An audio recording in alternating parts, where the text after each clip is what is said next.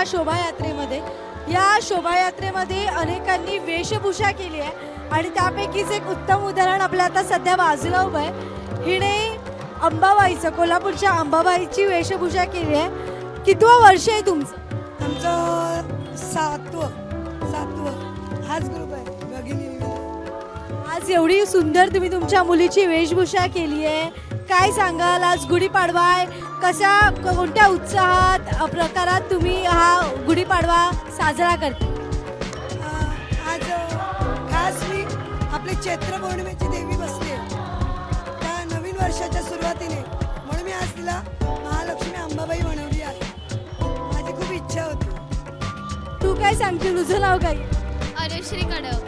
आज आईने जे तुला एवढं उत्तम प्रकारे सजवलंय, एक छान देवीची उपमा सुद्धा तुला दिली आहे आणि तुला हे रूप धारण करून तुला कसं वाटतं? छान वाटते, चांगलं वाटते. जरा सगळ्यांना नववर्षाच्या काय शुभेच्छा देशील? एवढंच म्हणेल की सगळ्यांनी खुश राहा, जरा चांगलं एकमेकाशी चांगलं बोला. कॅमेरामॅनसह मी माधुरी सुकटणकर, एबीपी माझा, ठाणे. एबीपी माझा, उघडा डोळे बघा नीट.